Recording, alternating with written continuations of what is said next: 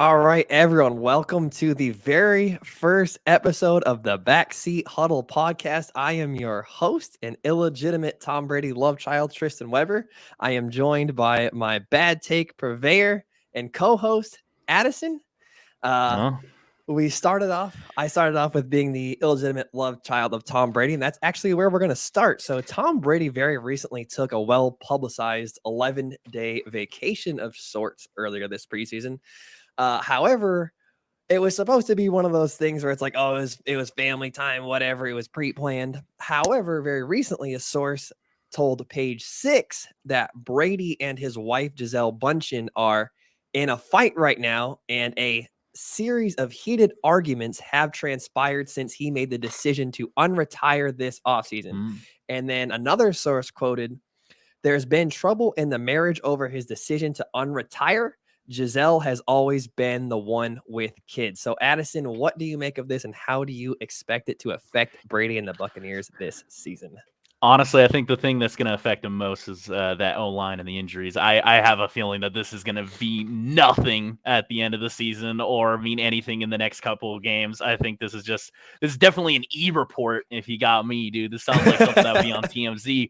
But overall, I don't think it won't have any dramatic effect. I think the team is going to do just fine. Obviously, I think he'll get through it. I'm sure he's been through some worse fights or has gone through more conflict outside of football He's that divorced has. once.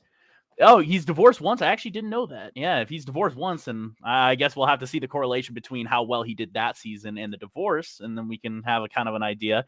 I think more in play is kind of his age and kind of the O line kind of deteriorating is going to have more of an impact than some little fight between a married couple. Sure. Actually, don't know that he's been divorced once, but he's been through a breakup with Bridget Monahan before he got with Giselle Bundchen. Neat. So, Yeah. uh, here's the thing. So as the son of the man at the topic here is, I see this going one of two ways.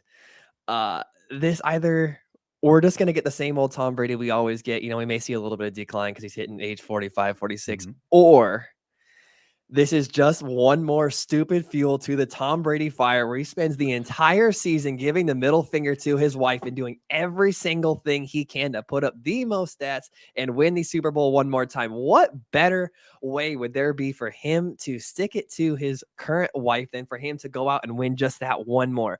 Because there was that report that after he won his first Super Bowl with the Buccaneers at the podium, Giselle asked him, "What else do you have to prove?" Now he actually has something to prove. In his mind, he's the type of person where he's just going to take that, add some more fuel to the fire, and get back out there and try and win one more time. Now, I think the reason he actually unretired was kind of a PR move, getting involved with the Miami Dolphins. I feel like he could have maybe thought it was like bad PR with that whole thing with the owner trying to throw games.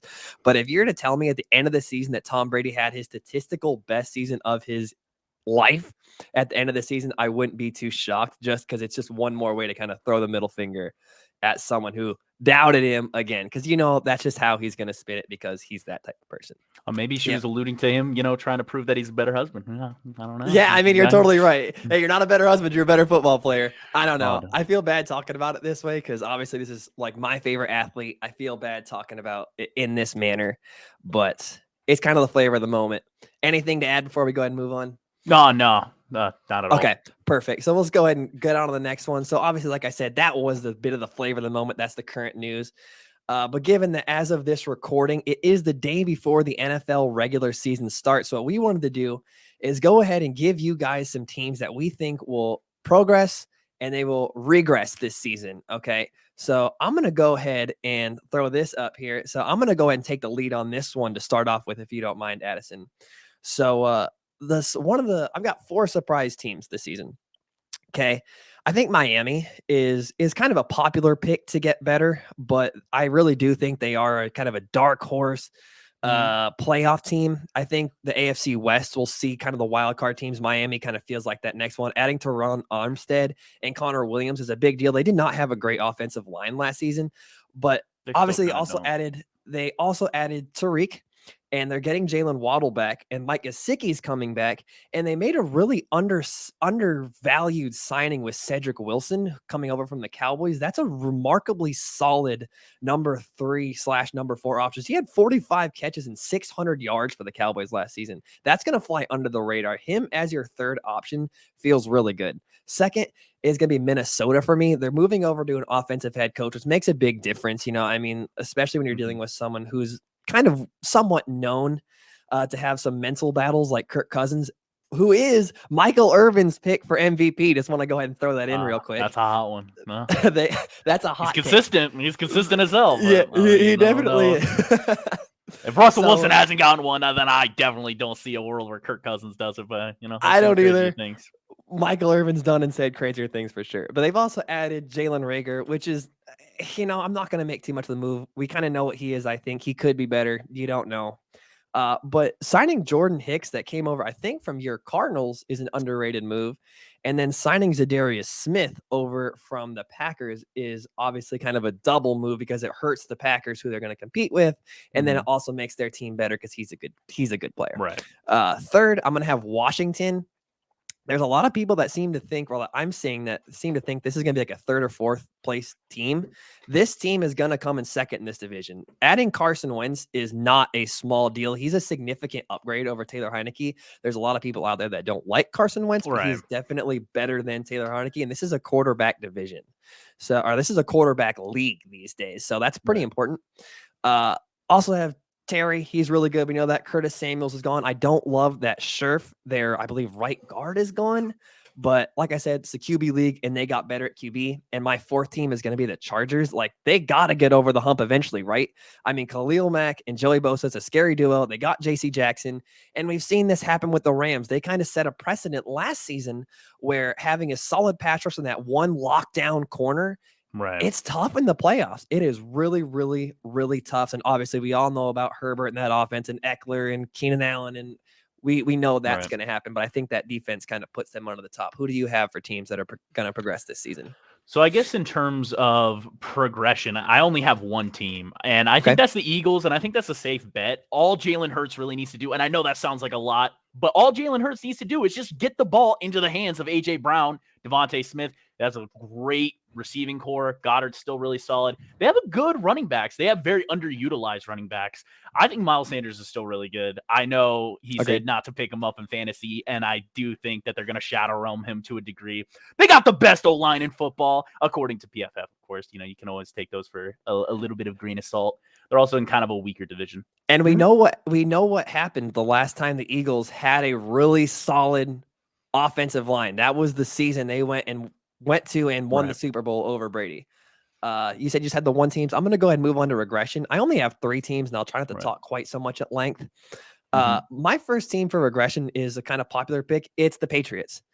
For me, my issue is the ego of Bill Belichick. To think that he can be the offensive coordinator and the defensive coordinator at the same time is absolutely ridiculous to me.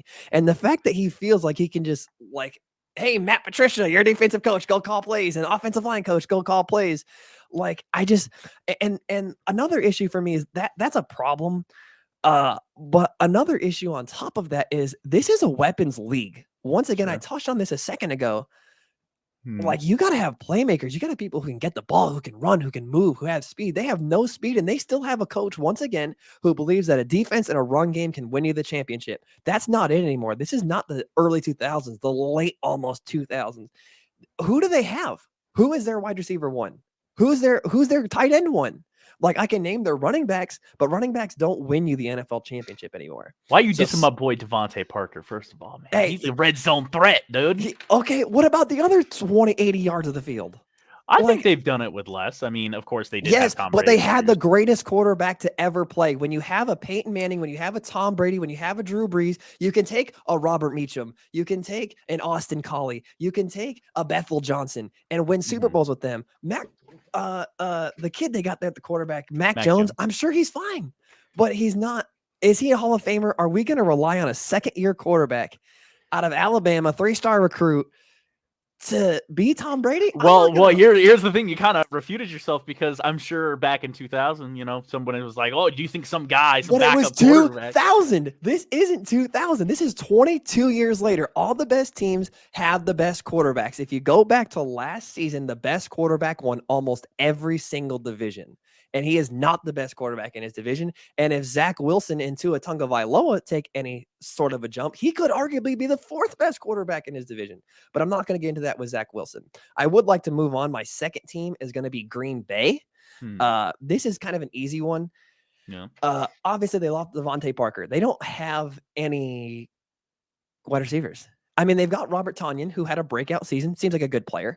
But they don't really have any good to great players. They don't have anyone that's going to scare you in terms of their receiving core. Aaron Jones is great. We saw him catch 10 passes in a playoff game, and they scored, 10, 13 points? What are we scared of there in terms of the passing game? We don't have anything to be scared of, okay? And another one that's worth mentioning is they have a half-committed, injury-prone quarterback. People probably aren't going to want to hear that half-committed, but when you talk about retirement, part of you is kind of retired. And I don't love that he's out here taking psychedelic teas and throwing up and doing whatever in this offseason on a time when you've got no rapport. I don't want to say no rapport. When you need to be out there building with what was your second, third, fourth receiver. I hope whoever that they have has a breakout season because the league is better when Aaron Rodgers is doing good. I don't believe in it. Third is probably going to be a hot take. It's the Chiefs. For me, the big one for the Chiefs isn't necessarily their fault. It's just that their division is really, really good.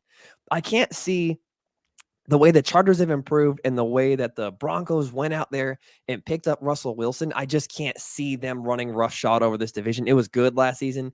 And then obviously the Raiders got Devontae Parker and they lost to Tyreek Hill. They lost to Tyrann Mathieu. They lost to Melvin Ingram. And then Mitchell Schwartz retired too. That's not something I'm seeing a lot of people talk about. But that feels like it could be a big deal. I do like the fact that they picked up Justin Reed and Juju. That's cool. But the Tyreek thing is kind of understated in that people think he's just this deep threat. You got to throw it way over the top, which no, a lot of times they just chuck the ball out to him and just be like, hey, go figure it out. So they obviously lose that dimension. So those are going to be my three teams. Who do you have to regress? So, of course, I kind of wanted to focus more on one specific team per these because I did kind of have a lot to say about each one. But obviously, I mean, of course, because they've reached such a high peak last year with the Bengals, actually making it to the Super Bowl and losing to the Rams, I think there's going to be a lot of regression. I think people do not consider that, the entire secondary for the Ravens was pretty much out. So, of course, when you look at Joe Burrow's production towards the end of the year and a lot of his best games, I guess you could say, did come against some of the worst defenses in terms of the Steelers were missing a lot of people. I still think the Steelers defense is going to be better coming into the season. I think the Baltimore Ravens are definitely going to have the best secondary going into next season. And I just think that whole division. The best secondary? The best secondary? Yeah, I think they have the best secondary. I'm going to jump in on this. But keep talking about it. Keep going. No, I mean, I just think the division just had a lot of injuries last year to really even say anything. I mean, Baker Mayfield, I don't think he's the best quarterback in the league, or even in that division, rather. But I do think, with all the injuries going out through that entire division, I think they kind of got a little bit lucky. And, I think they're a great team. Also, there's a whole year of film on Joe Burrow.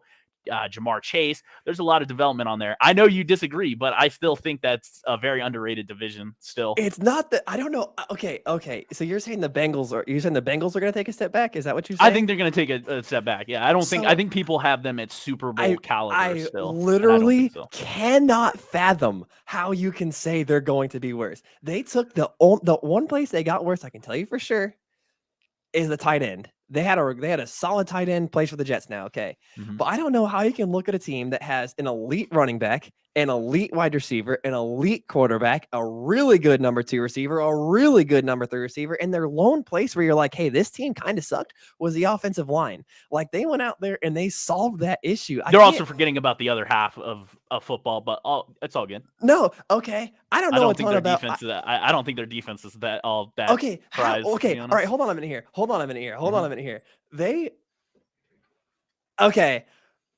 The second half of that Kansas City game didn't just not happen. And if memory serves, didn't they sack Ryan Tannehill 6 times in that game and intercept him 3 times? I think you got the games mixed up. You said Chiefs and then you said Ryan Tannehill. No. I'm sorry. I'm talking about both of those 2 games. So the second half of the Kansas City game happened where they held them to 3 or 4 points. if memory serves. And like I said, if memory serves, they also against Tennessee Titans sacked Ryan Tannehill a whole bunch of times. They've also picked him off 3 times. I'm not a big Ryan Tannehill guy. That doesn't but they're still a playoff team. Trey I still think they're still Hendrickson. a playoff team. I just think they're going to take a step back, and I think their expectations are a little high, considering that there's the Chargers and there's a lot of other teams that are going to be also stepping up this year and doing a lot better. I mean, even the Raiders, the team they beat in the playoffs, mind you, they beat them, I believe, by 1 possession. But at the same time, it's like the Raiders have taken a step forward. I think Tennessee has definitely regressed in terms of a team. But yeah, they lost Tyreek Hill with the Chiefs, but at the same time, they still have a solid O-line. They still have some good pieces in wide receiver. I think the Chiefs are definitely going to regress. I do agree with you there, but I just think I don't think that the Bengals are going to have a huge regression. I just think that anybody who thinks that they're Super Bowl potential or top 2 team potential, I completely disagree. I'm sorry. Okay. All right. So I get it. I get what you're saying. Your thought is they're not a Super Bowl team. They were in the Super Bowl last year. They're definitely in the Super Bowl bubble. I'll give them that. There's They're top 10 team, top 8. there's Yeah, there's probably 7 teams in the NFL that can win the Super Bowl next year, and they are undoubtedly one of them for me. So I can understand you saying they're not a top 2 team, but they're definitely one of the top teams in the AFC for me. I'll respectfully disagree with you there. And you can bring up one last thing because I got to get one last jab in here on you. You said I completely neglected one side of the ball. We both watched the Chiefs in 13 seconds score to send the Bills home. That shows you right there which side of the ball matters more. But I also think that the Chiefs have a tendency to lose games rather than the other team winning the game. Or I guess Other way around. I guess Teams the tend other to way lose versus around. they win. Teams usually have to lose before the Chiefs can actually win. Because when you look at the 49ers when the Chiefs won the Super Bowl, Right. the 49ers basically threw a lead. They threw the game that they had won. The Texans also did that. They just seem to I don't know. They just seem to I feel like that's kind of an underrated topic in terms of the Chiefs is that they're not prime time. They don't come up when it matters. I really don't think so. I'm sorry. I just don't think so. They won a Super Bowl. But at the same time, the 49ers had the lead. They threw that game. They choked that game. The Texans, they choked that game. Dude, it's rather the teams losing the game rather than them going out there and winning the game. I mean, last year we saw them. They won a Super Bowl. They still won the game, but against who? They're losing against the other team in the Super Bowl. What are you talking about? They've been losing against chokers. They lose against chokers. The Bengals took advantage of it, but they choke. They choke all the time, and the team just throws the game. They usually win by the other team throwing the game. Am I wrong? The Chiefs, dude, the 49ers had them. Patrick Mahomes was playing pretty awful in that Super Bowl. And then the 49ers decided to give them the game by not running the ball out, especially considering that they're one of the best running teams that we saw that year. I will give you that Jimmy G choked that throw. Mm-hmm. I will also give you that the Houston Texans shouldn't have lost up 24-0. Mm-hmm. But we're getting a little off topic here, but this needs to be addressed. But the problem is Mahomes has this kind of Brady effect where you're always in the game. There's a certain mental aspect to it. I mean, that the Mahomes, you can argue, creates that because I mean, there is an element to you are right to what you are saying, but there is a certain point where the other team lost it, but they did win it. I do understand what you're saying, but I don't think you're giving enough credit to the idea that a team can be facing any insurmountable odds and feel like they still can win the game. Kind of similar to how the Buccaneers should have beaten the Rams last season, because if you go back, you can listen to some of those Rams players said that they were in their head, which being Brady, which is a point to what you're saying about them choking. So I think we kind of another good point real quick. I just want to say go ahead. The Browns also threw the game that they should have won against them in the divisional round the previous year when they had Baker Mayfield. Remember when Matt Castle scrambled and got the 13 yards? I think the teams throw rather. I think they've gotten tremendous, and I like that. Look, man, I like some of the Chiefs songs. Look, man, if every single team throws, it might be just that you're kind of good. If it happens ritually, once is a fluke, 2, 3, 4, 5 times. At some point, they're just I don't good. know, dude. We've seen good when they face a good team. We've seen it when they face the Bengals or when they face the Tampa Bay Buccaneers, or even, I mean, technically, I mean, if it weren't for the overtime rules, I mean, who's to say that they beat the Bills? That's true. Okay. But All right, I mean, you're right. I'm definitely wrong in an aspect. But go ahead. we're both are. We got a little off topic there, but one thing we're gonna go ahead and move on to our next thing here. We've got our next topic is gonna be an upset of the week here. We're gonna move on to this segment. We're gonna be doing this We're gonna be doing this segment each week. We're gonna give you our picks for upsets of the week. Sometimes they'll be based on fact and stats, and other times it's gonna be kind of a gut feeling. It'll be a bit of a mix of both. Addison, I'll let you kick us off on this one. So in terms of the upset of the week, I actually have it's not that much of an upset, but I think the Cowboys will beat the Buccaneers coming into week 1. I just think that's just the normal way it goes. I think Tampa Bay is definitely a better team than the Cowboys, but I just feel like this is a narrative driven league. I think that the Tampa Bay Buccaneers lose week 1. I think it's extremely close, but I still think it's an upset. And the reason why I say that is because, I mean, every year we always have to have the conversation about Tom Brady and whether or not, it's been a while since we had this conversation. Should he retire or not? I mean, I guess we had it this offseason, but at the same time, like, Dallas has a lot of playmakers. Things can change in the drop of a hat. Like, you got Trevon Diggs, you have Micah Parsons. You have a very explosive team, and I think the Buccaneers kind of have a lot of stuff going on, especially with the O-line problems and just kind of the team, shifting also with Todd Bowles. Like, this isn't Bruce Arians' Buccaneers anymore. This is Todd Bowles' Buccaneers. So I feel like there's going to be a little bit of this kind of weird adjustment in week 1. I think Tampa Bay will be better than the Dallas Cowboys. I by no means think Dallas Cowboys are better than the Tampa Bay Buccaneers, but at the same time, I also think the Tampa Bay Buccaneers can lose this game and will lose this game. I think Dallas is gonna take it home week 1. All right, you're not only wrong, you're just wrong on this one, but I'm gonna let it go. I'm gonna let it go.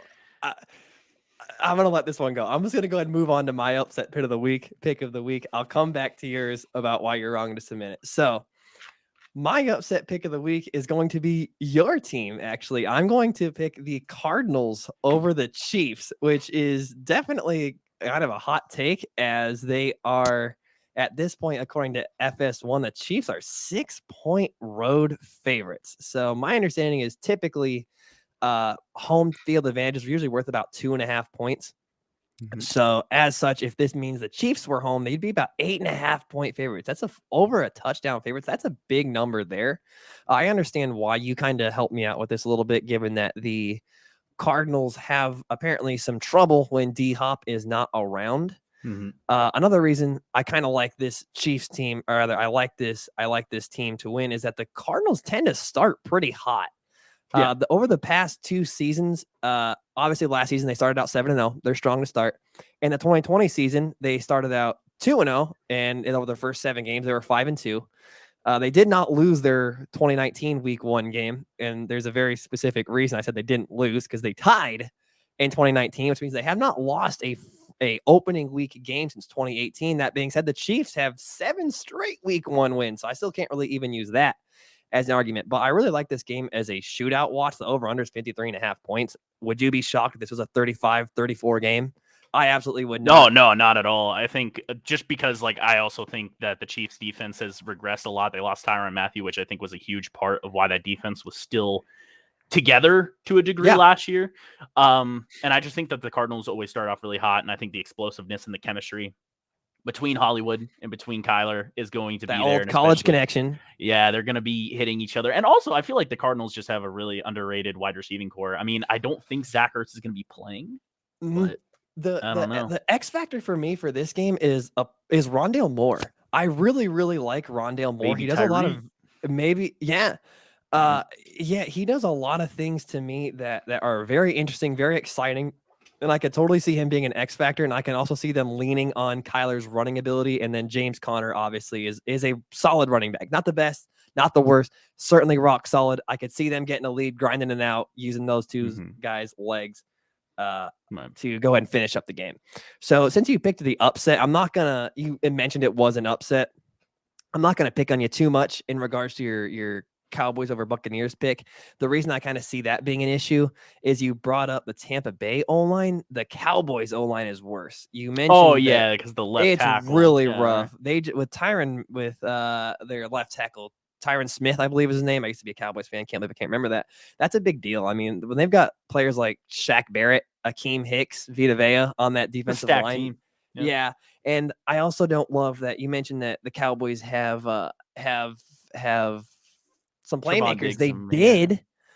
They've got CeeDee Lamb and Dalton Schultz. I mean, they're starting the wrong running back. There's a quarterback who has statistically not done well without Amari Cooper, and has not done well without Tyron Smith. So I don't love him there. But that you mentioned that was an upset pick, so I'm going to kind of leave that one alone. So we'll go ahead and move on. Excuse me. So just for fun, we have some superlatives for you. So what we wanted to do here was we wanted to kind of give you our best and worst. So what we're going to do is we're going to tell you the team that we think is going to be the best in the NFL this season, the worst in the NFL this season, and just as kind of a bonus, just this is not something we're going to do regularly, at least this part.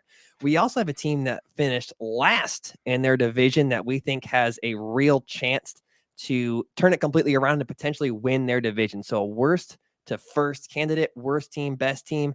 Addison, I will go ahead and let you start. Go ahead and fire us off. In terms of my best team, I actually have some notes here on who I think will be the best team. I think it's a pretty obvious one. I think both my answers are relatively obvious.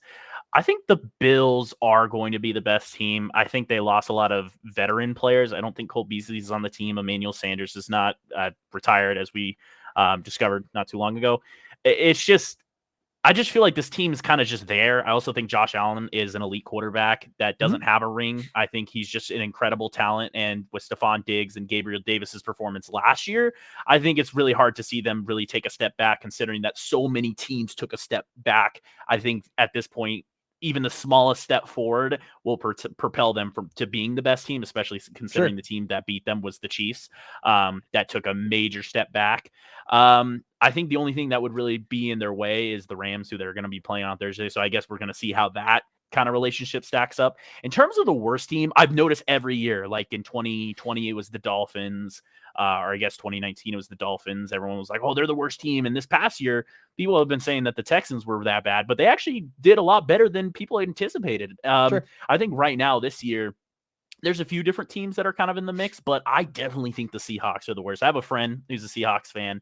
Their defense is just awful. I mean, Jamal Adams, injury It's prone. rough. It's really rough. They have no veterans either. They're just kind of really, he's a great player, don't get me wrong, but when DK Metcalf is 100% far and away the best player on your roster, that is a problem. I think DK is phenomenal, but he's really young. He doesn't have any veteran leadership to my knowledge. And also just like, this is a team that has done successful running the ball. I mean, Chris Carson with the stinger, he's gone forever in terms of NFL wise. Rashad Penny is not it, man. He's just not it. He always gets injured. And in terms of worst to first, I would say that the Broncos, I think that's the easiest answer. But actually a team that I think that finished last in their division last year that I think is going to take a huge step forward is going to be the Lions. I think with Amon St. Brown, one of the better tight ends in TJ Hawkinson's, I think that's going to be a really great team. They have a top 3 O-line according to PFF.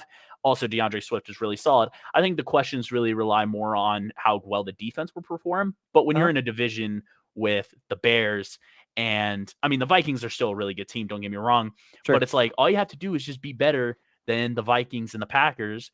Packers have taken a huge step back, and I'm not saying they're going to win the division, but I feel like in terms of most likely outside of the Broncos, I think the Lions have a huge shot, especially if Aaron Rodgers gets hurt. But I think this team has a lot of potential, especially going forward. We've seen what Jared Goff can do with a good O-line. I mean, we saw what he did with the Rams. Of course, that team was way better. DeAndre Swift is no Todd Gurley. But at the same time, I think this team has a huge potential to be first in their division, considering the landscape. I respect that choice. I also respect not taking the other low-hanging fruit, which is Baltimore. That's definitely the low-hanging fruit there, too. They technically finished last, but they had a rash of injuries. You brought that up earlier. Yeah.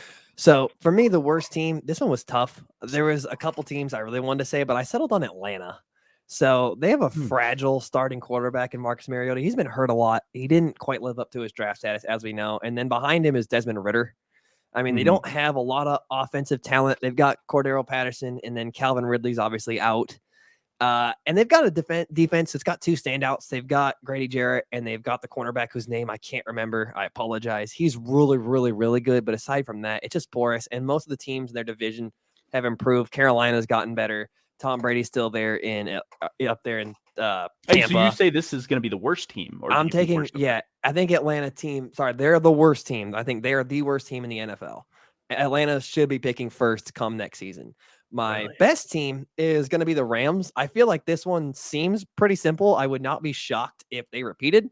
They are obviously the reigning Super Bowl champions. They added Wagner to their linebacking core, which is arguably their weakest area last season. So they got better there. And then they added Allen Robinson. That's kind of a big deal. I feel like he does not get as much respect as he deserves in this league as a player who has put up 1,000-yard seasons, 12 touchdown seasons over and over and over again with Blake Bortles, Mitchell Trubisky, and who else? Like he just ritually. I forgot he played for the. Yeah, he just ritually puts up good numbers for bad teams that don't have a lot of offensive talent. So that tells you he's probably a good player. And then he gets to go to a team that has obviously Matthew Stafford, a rock solid running game, Cooper Kupp coming off arguably the best wide receiver season of all time. I just what's not to like here, especially considering they're getting Cam Akers and Darrell Henderson back too. Right. This whole team, it just looks good on paper. It looks like they got better on the offseason. I like this team. They lose Eric Weddle, but I mean, guy was old. Yeah. I don't like that they lose veteran leadership, but he's a good player. I mean, veteran leadership does make a difference, but I don't think with the Rams, you got Bobby Wagner, you got so many great players. Yeah, they've got enough players. Matthew Stafford's been in the league for 13, 14 years. Bobby Wagner's really good. You know, they've got players who have been in the league for some time. Okay, so for my worst to first pick is going to be the Jacksonville Jaguars. Now, this one for me is pretty simple. First thing that needs to be said is their division's weak. I mean, the Colts aren't great. They got better because they added a better quarterback. And the Titans have regressed. They lost Harold Landry. You get the idea there. And they lost A.J. Brown. That's a big deal. I don't like that they don't have a true number one receiver, but they've got a really good player in James Robinson. Trevor Lawrence is a great breakout candidate this season. I like what they've done in their tight end room, adding Evan Ingram and also Dan Arnold coming over from the Panthers, who's a rock solid player. Those are some good things. I'm also big on Travis Etienne. I think he was really underrated. I am too. He's on my fantasy team. Yeah, I hope so. I just want to give a shout out to Travis Etienne. If you just so happen to see this, I watched you in the first game, the Alabama game, they lost. He was the best player on the field in that game. He was balling out, and nobody remembers it. I swear I'm the only one that watched it.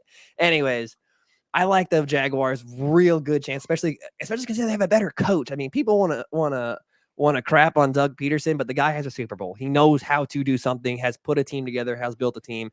They also add a little bit to the offensive line, which I also really, really like. So for that reason, Jaguars are definitely my worst to first. Do you have anything to add before we move on? Not really. I guess my only change to the best team is whoever wins tomorrow. Then I think. Okay, that's clever.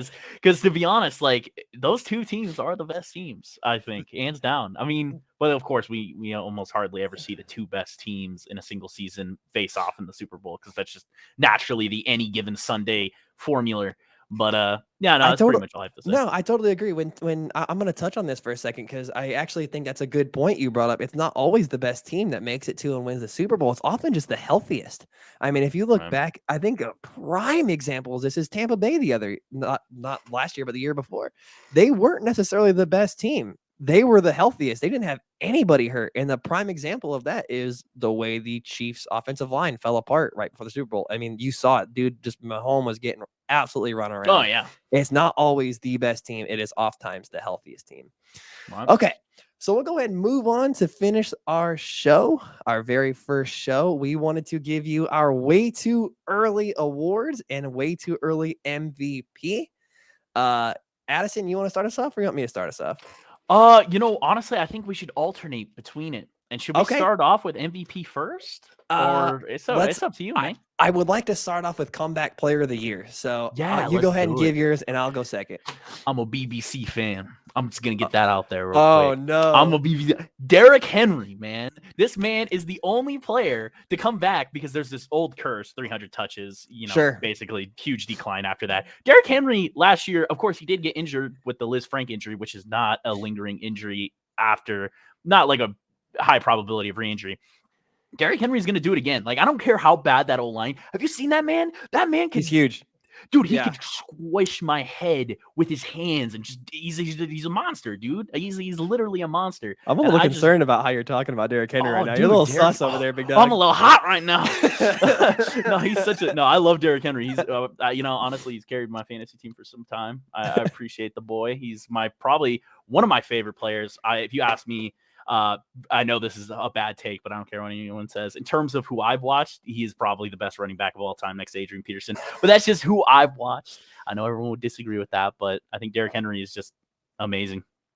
Okay, you took, besides all of the weird stuff you said, Derrick Henry, you took the words right out of my mouth. Derrick Henry is the obvious pick here. He's the easy pick for comeback player of the year, and he's likely going to win it. I don't see any reason why he wouldn't. Like you said, he's a great player. You said he's the greatest you've ever seen. I would give that to LaDainian Tomlinson. He's the greatest I've seen. Maybe Adrian Peterson and then him.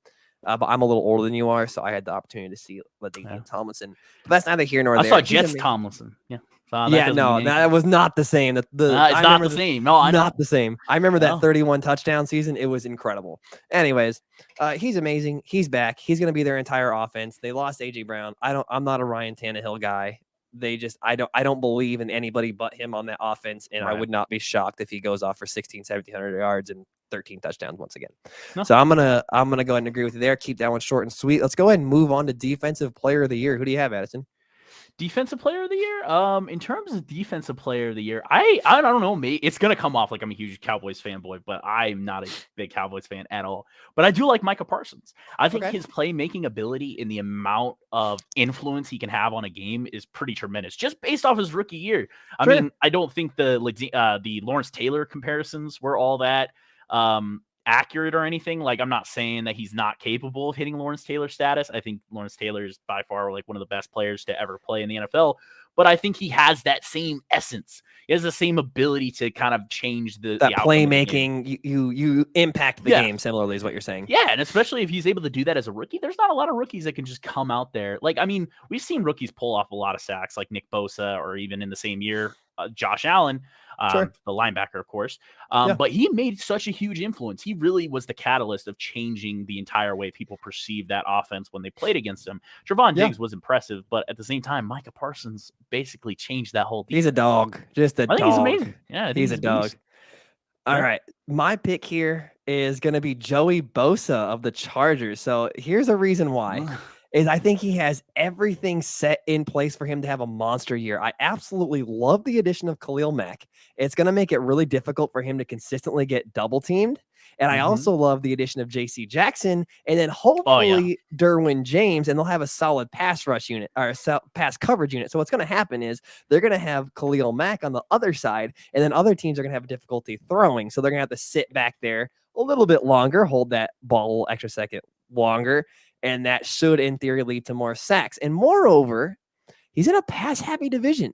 We're looking at the Broncos, the Chiefs, and the Raiders that he has to go up against. Those teams are going to want to sling it. They got Mahomes, you got Russell Wilson, and the Raiders and the Broncos have a bottom 15 O-line as well. See, I didn't know that. Thanks for making my point for me. So basically, it feels like everything is kind of set in place for Joey Bosa to have an absolute monster of a year. He's going to be my pick for if at the end of the year, he has 17.5 sacks, 20 sacks, 6 forced fumbles, 2 interceptions, 13 whatever tackles for loss, defensive player of the year. I absolutely wouldn't be shocked if by no other reason than what's around him.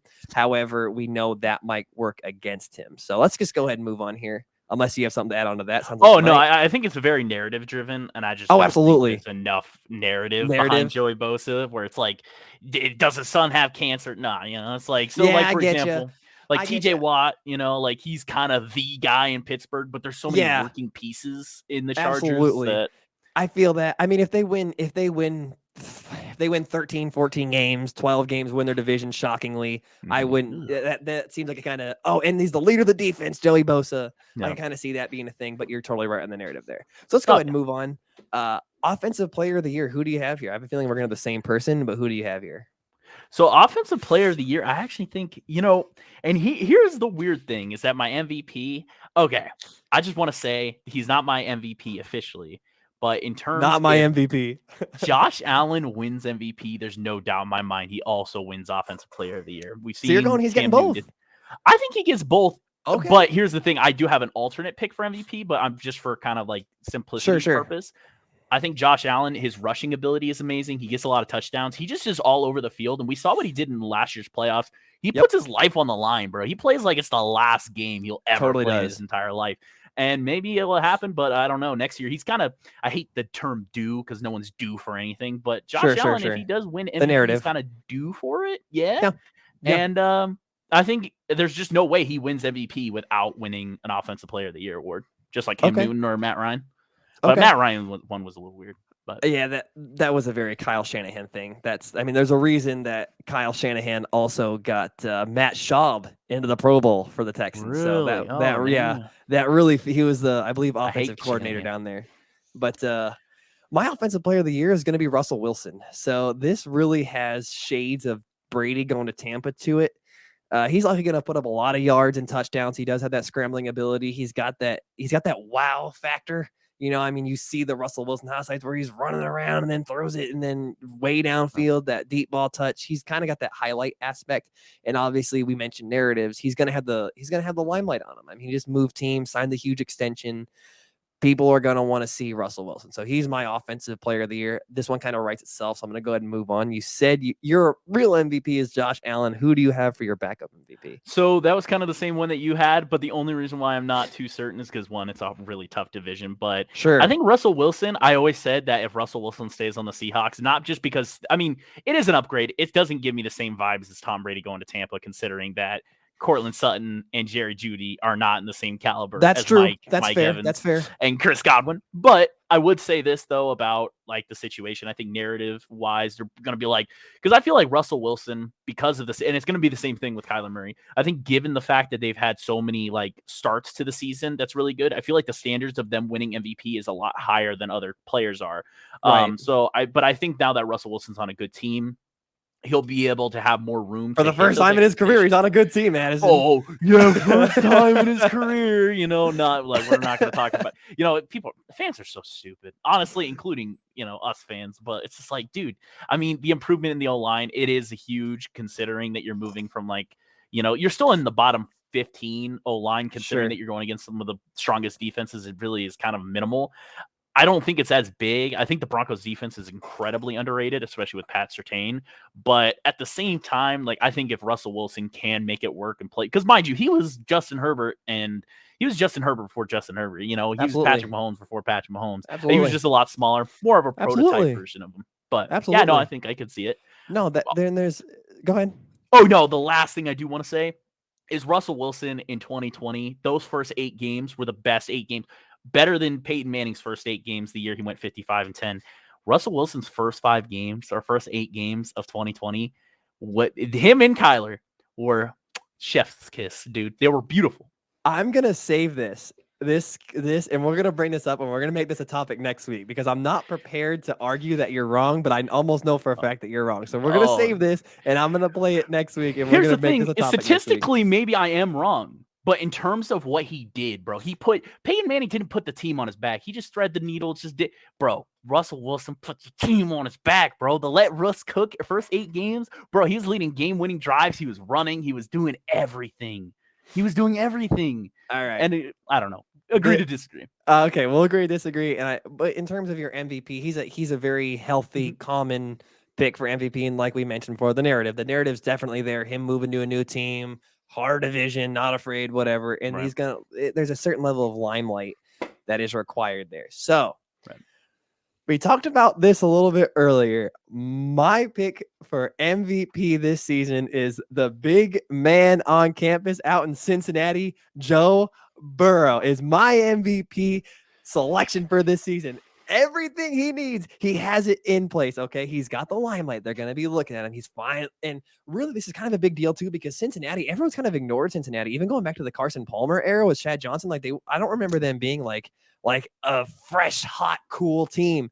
Like they got this dude some help. Joe Burrow is freaking cool. People love Joe Burrow. I love Joe Burrow. You love Joe Burrow. Name someone who doesn't like Joe Burrow. The only people who don't like Joe Burrow are Alabama fans. They finally got him some offensive line help. Ted Karras coming over from the Patriots. Lyle Collins, who's a rock solid right tackle, and Alex Kappa coming over from the Buccaneers. I absolutely love they did. They addressed their point of weakness. They are better now, unlike you are saying, than they were last season when they were in the Super Bowl. The stars have aligned. He's at a team that has media attention, a narrative as well, and it feels like he is going to absolutely sling the rock. This feels like it could be, if it weren't for Joe Mixon being as good as Joe Mixon is, this feels like a 5,300 yard, 45 touchdown season for Joe Burrow. And it feels like he's going to do just enough of those Heisman moments, if you will, where he's going to have the highlights to make the MVP season happen. Do you have any comments? Do you want to tell me I'm wrong before we end the show, Addison?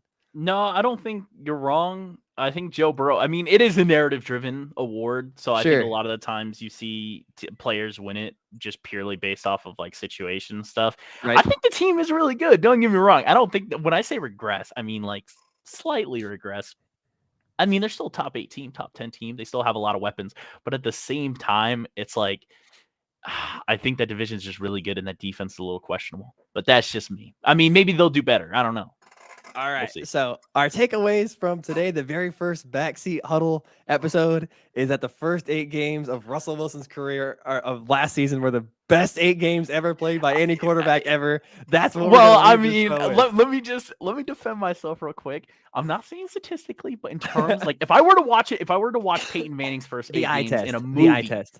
Yeah, if I were to watch that in a movie, I would have said Russell Wilson. But if I were to watch it statistically, probably Peyton Manning. I mean, I get what you're saying. The Peyton Manning movie is the same movie over and over again. Touchdowns, touchdowns, touchdowns. The Russell Wilson movie is come from behind action. Is he gonna make it? What's gonna happen? Moonball. The Space Jam Michael Jordan long dunk. I get what you're saying. So that's it, you guys. Thank you all for joining. Feel free to hit us with a like and subscribe. Take care, everybody.